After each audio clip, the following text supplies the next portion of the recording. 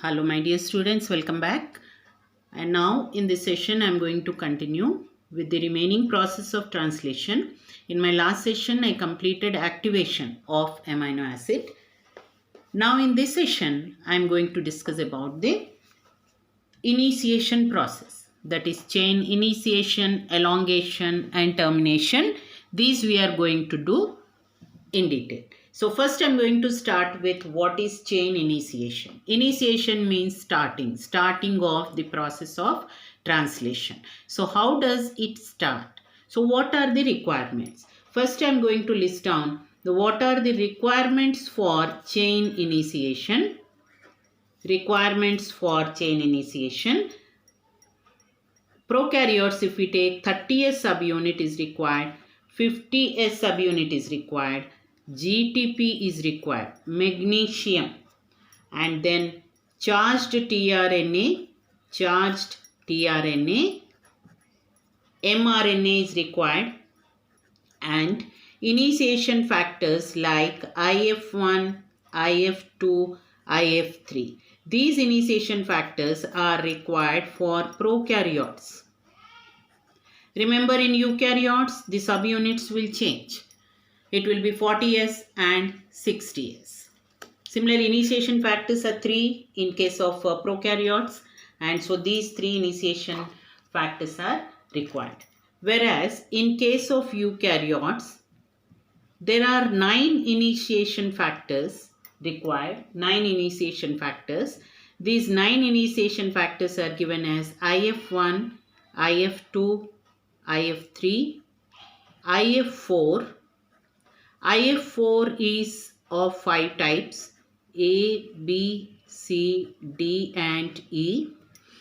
IF4, and then IF5 and IF6. Those are the initiation factors in case of eukaryotes. Now these initiation factors are protein molecules. These are the protein molecules. Now for the process of initiation to start, the mRNA will have an initiating codon called AUG. mRNA will have an initiating codon called AUG. So you know mRNA, which is in 5' to 3' direction, its first codon is AUG. That is in the coding region. Other parts of the structure already we discussed. What else is required for initiation? So AUG is present. That is called as an initiating codon on mRNA. AUG codes for the amino acid methionine. It codes for the amino acid methionine. In case of prokaryotes, the methionine undergoes formylation. That is, a formyl group will be added to amino group of methionine. So a formyl methionine is formed. Formyl methionine. This is a must for initiation. So amino group is attached to a formyl group so that it is blocked. For first amino acid, that is methionine, amino group cannot take part in the process of translation. So it is blocked by formyl group.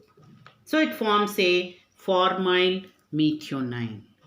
And this formyl methionine will be charged. It will be charged with specific tRNA. It will be charged with specific tRNA. Charging already we have done in previous session. That is, it is an activation step. Now initiation takes place in different sequence. It has a sequence of steps. So let us see what are the steps involved in initiation. So in the process of initiation, so first what happens? First steps involved.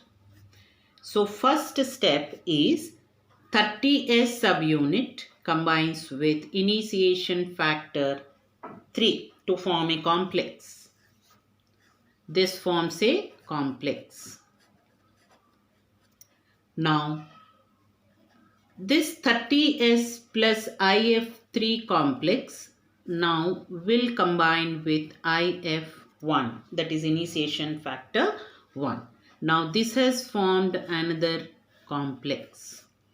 Now, in the next step, this 30S and IF3 plus IF1, which has already they formed a complex.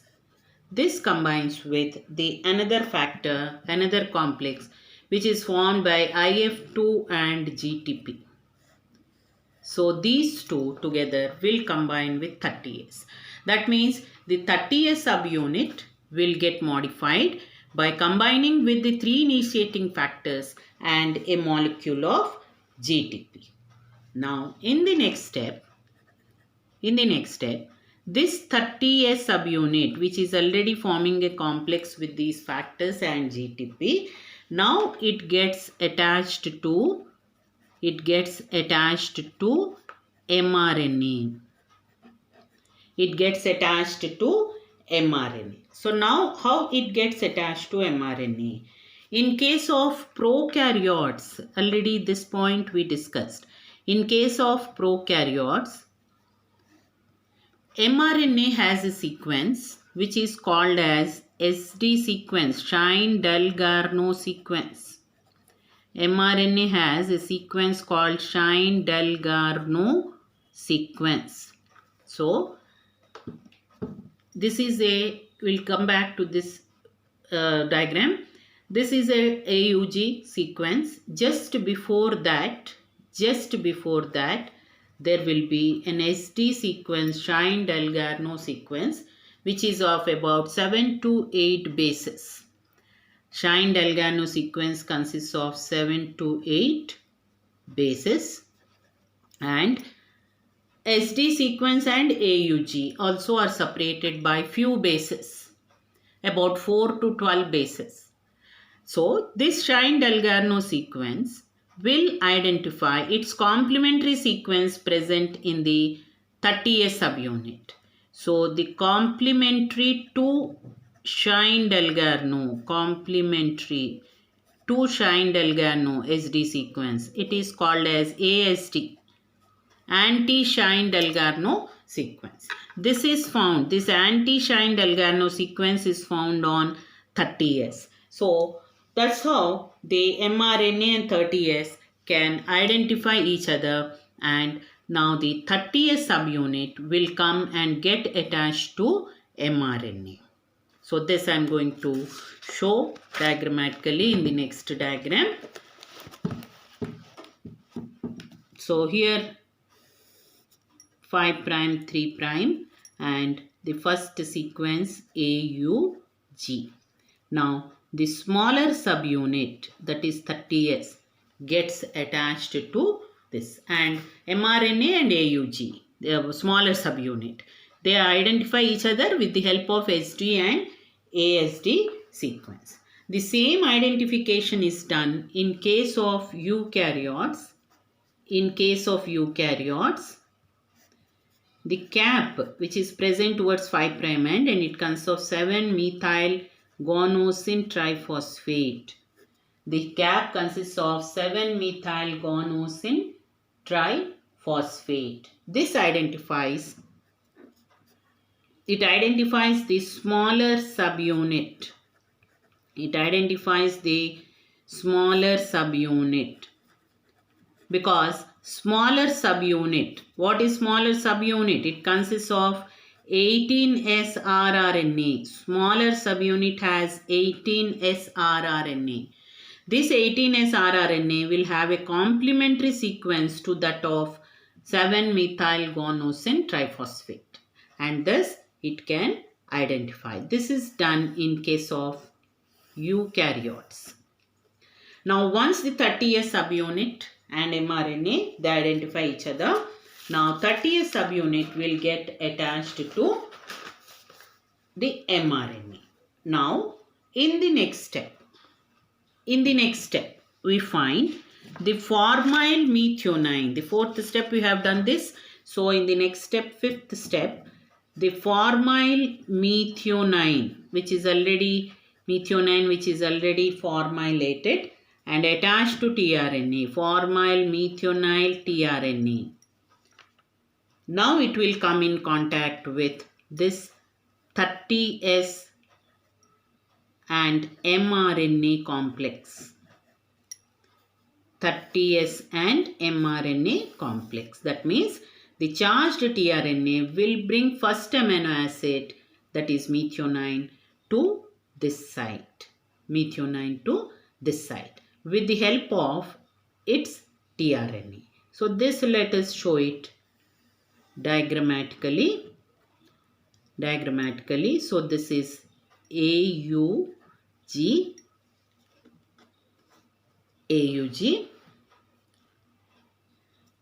Already we have a smaller subunit attached to it. And now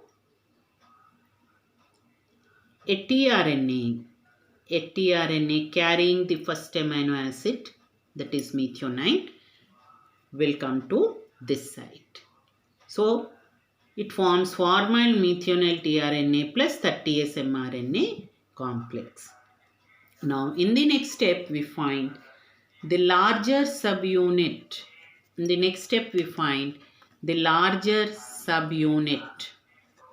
Larger subunit is 50S. 50S now comes and gets attached to 30S, completing the ribosome.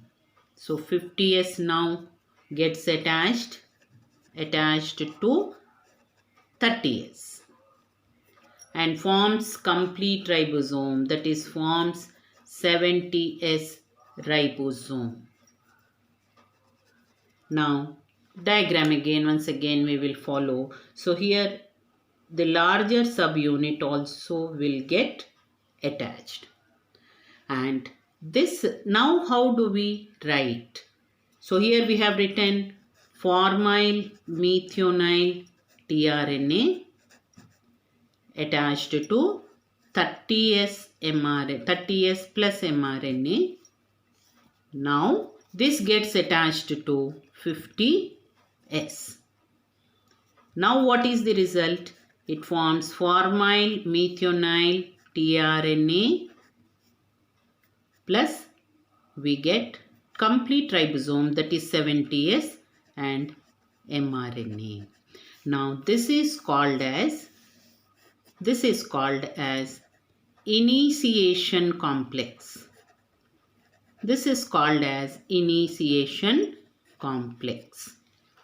So initiation ends with formation of initiation complex. Now once the larger subunit is attached, this larger subunit will have two sites. One is, this is called as a P site. This is called as P site, and another site called as A site. Another site is present which is called as A site. This first amino acid will always occupy the P site. A site will be vacant. A site will not be occupied by any amino acid. So first one always occupies P site. The first tRNA is called as initiator tRNA, and that brings first amino acid methionine which occupies the P site. Now what are these P and A site? P site is called as a peptidyl site. P site is called peptidyl site. A site is called as amino-acyl site. And there is another site called as exit site also. Exit site is outside this, outside the ribosome. We can call it as exit site. Once tRNA moves away out of ribosome, then it goes to the exit site. So this is what is called as a initiation. Now at the end of initiation, what happens is the GTP molecule hydrolyzes. At the end, GTP hydrolyzes. It undergoes hydrolysis and releases releases all factors, that is all the initiation factors, so that they can be again recycled in the next next process of synthesis. They can be again recycled. That's how initiation is complete. So we have seen here, for the process of initiation there is a requirement of GTP. GTP is required. One molecule of GTP is required for one amino acid. So whatever are the number of amino acids, for initiation only first amino acid takes part, that is methionine.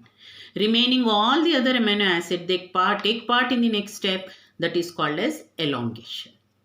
So now let us see what is elongation, chain elongation. Let us now discuss what is chain elongation. In chain elongation, the new amino acids are brought towards mRNA. After charging, new amino acids are brought towards mRNA so that they can form a peptide bond. So this chain elongation takes place starting from the A site. So here we have already, say there is AUG in the first one, and there is any other sequence. Any other codon can be present, and lastly there will be a terminating codon. Now we have seen after initiation we have seen AUG, that is methionine, carried by a particular tRNA, is now occupying the tRNA which is carrying this first amino acid, is occupying the P site. This is called P site. And now A site is vacant. So elongation takes place in 3 different stages. We can discuss elongation in 3 different steps. I will divide for convenience into 3 different steps. In the first step, entry, I would name it as entry of new tRNA with amino acid. So second amino acid, whatever is the second amino acid, that will be brought by a specific tRNA. After getting activated, it is brought by specific tRNA. For this, it requires elongation factors called elongation factors TU and elongation factor TS. At this stage, 2 elongation factors are required. This is in case of prokaryotes. In the end, I'll give you about eukaryotes. So, in prokaryotes at this stage, it requires 2 elongation factors TU and TS. TU and TS stands for their temperature unstable and temperature stable. They are resistant to temperature. So, these elongation factors, with the help of these elongation factors, a new tRNA, that means second tRNA with the help of a particular amino acid will bring the second amino acid to the A site. Now, any amino acid, when it is brought towards the mRNA, amino acid will be carried by tRNA, and tRNA has the anticodon. So, there will be always bonding between codon and anticodon. Both codon and anticodon are complementary to each other. So, there will be temporarily a bonding between codon and anticodon. So, that is the first step in elongation, entry of new tRNA with the help of elongation factors EU, EFTU and TS, and here it also requires a GTP molecule. Now, the second step in the elongation is called as peptide bond formation. It is called as peptide bond formation. Peptide bond formation. Now, 2 amino acids are available both on P site and A site. So now a peptide bond has to be formed between amino acid, first amino acid and second amino acid. For that, the first amino acid is released. First amino acid is released from tRNA. By hydrolysis, the first amino acid will be released from tRNA. After it is released from tRNA, the first amino acid will move towards A site. First amino acid now moves towards A site, and after moving towards A site, now a peptide bond is formed. So now a peptide bond is formed. Peptide bond formation already I discussed in my previous videos. You can refer to my previous videos. Peptide bond is formed between carboxylic group, COOH group of first amino acid and amino group of second amino acid. This is the direction of bond formation. It is described as CN direction. Peptide bond formation is in CN direction. Direction of translation.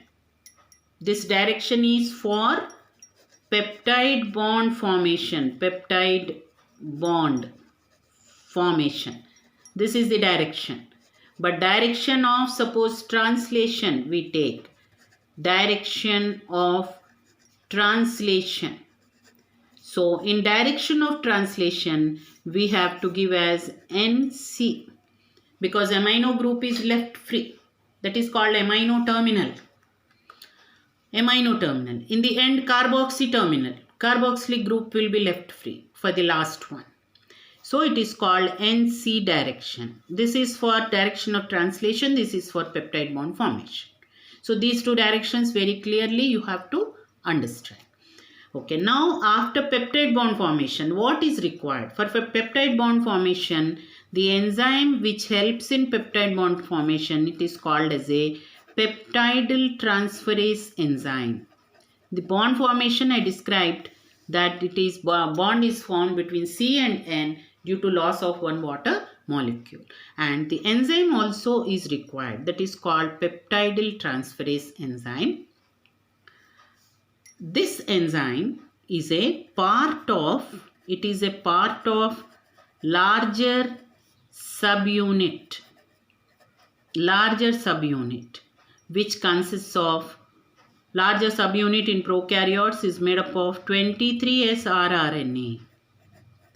This 23S rRNA actually acts as this enzyme, peptidyl transferase, for peptide bond formation. Therefore, this 23S rRNA or peptidyl transferase, we can refer it as,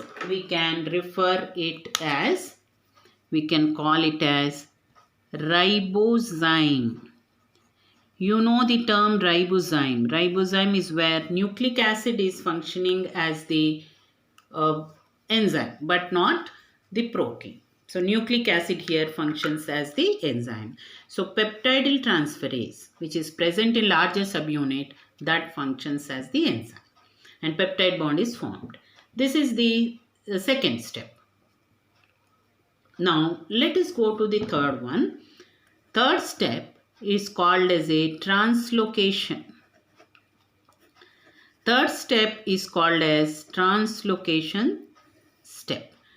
In translocation step, the movement of ribosome takes place. That is, ribosome moves to next codon. It moves to next codon. It has to read codon one by one.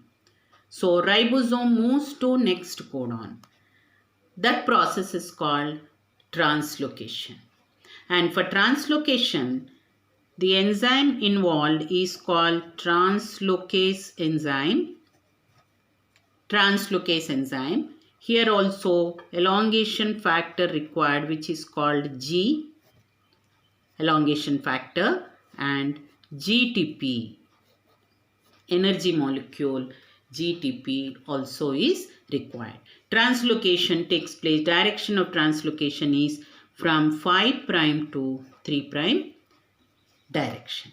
So let us see diagrammatically how we can show the process of translocation. So here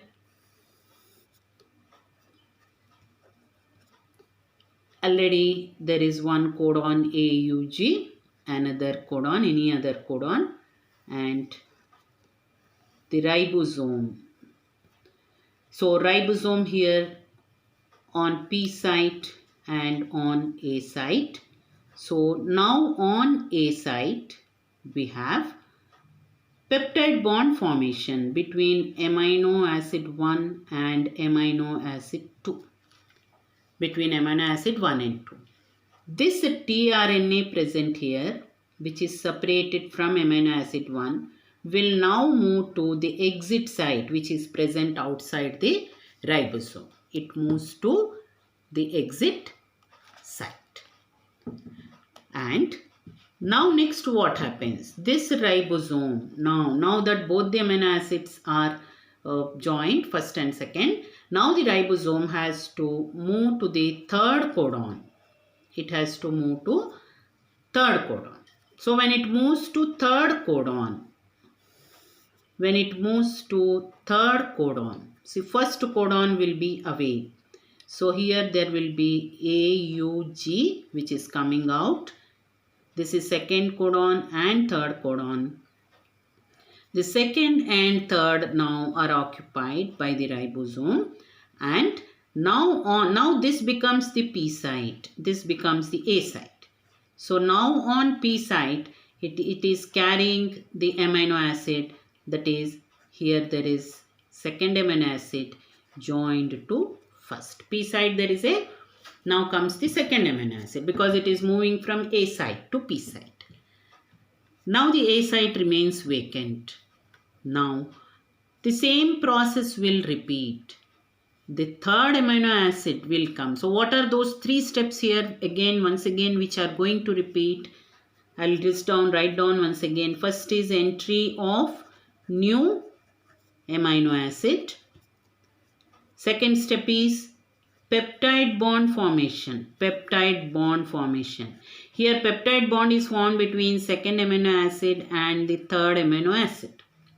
So here we get, there is a third amino acid present here. So a peptide bond is formed between second and the third amino acid. Again, translocation. So these three steps again will repeat once the ribosome keeps moving to the next. So in this way, translocation also requires, I think I have to mention about translocation. Yes, I have given elongation factor G and GTP. So here once again I repeat, for entry, elongation factors and GTP both are required, elongation factors and GTP. Here there is no requirement, peptide bond formation. Translocation again, elongation factor is required and GTP is required. So this process will continue. This will continue till the ribosome comes in contact with the last codon, that is called as a nonsense codon or a stop codon. Once nonsense codon or stop codon comes in contact, then the next process starts, which is called as a termination process, chain termination process. So the factors required in prokaryotes in elongation are more, whereas in eukaryotes there are 2 elongation factors only. In eukaryotes, I will mention before I start termination, in eukaryotes only 2 elongation factors, that is elongation factor 1 and elongation factor 2. Only these 2 are required. Now let us continue with chain termination. step. So in chain termination, we find there is a last codon UAA. So ribosome, there may be any other codon. So ribosome now will occupy the last codon. And this is the P site and there is a site. So now towards the P site, let us suppose there is a 4 amino acids as example we have taken. So last amino acid will be present here. 4th amino acid, this is 3rd, 2nd and 1st. This is how to the P site. Before stop codon, the polypeptide is formed. But the last codon will not have any tRNA or anticodon. So important feature here is the nonsense codon or the stop codon don't have any anticodon. It does not have any anticodon or tRNA. So therefore, it cannot bring any amino acid because it does not code for any amino acid. So it cannot bring any amino acid. So here the two factors, that is, they are called as release factors. Actually 3 release factors are involved. 3 release factors are involved. They are called as RF1, RF2 and RF3. So first two, RF1 and RF2, they help in identification of this codon, nonsense codon.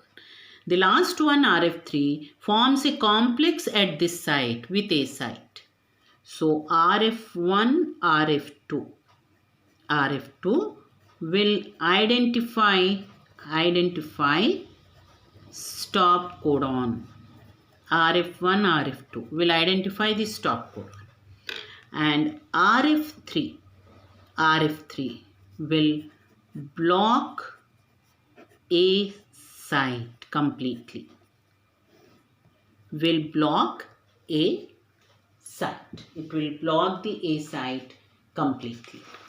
And here only 3 release factors are involved, and the GTP, actually directly it is not required, GTP, but GTP is required only for binding of the factor to the ribosome.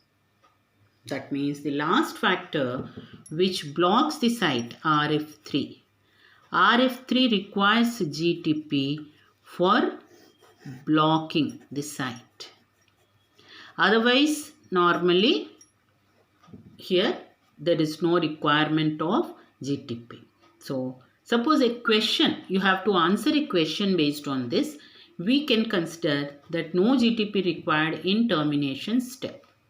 So you have to take it as no GTP for termination. Like no GTP means there is no hydrolysis of GTP. Here GTP forms a complex and then it identifies and blocks the A site. When it blocks the site, A site, then the process of termination is completed.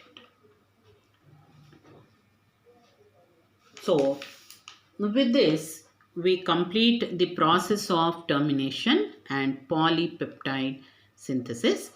There are some differences between eukaryotes and prokaryotes also. Like some we have considered with respect to cap region for initiation. Similarly, another difference we have in case of eukaryotes. Is UTR, untranslated regions. UTR are present. These UTR will help in efficient translation. So children, almost with this we'll come to an end. we'll come to the end of the session and I stop here. So in my next session, I'm going to discuss about the questions involved here.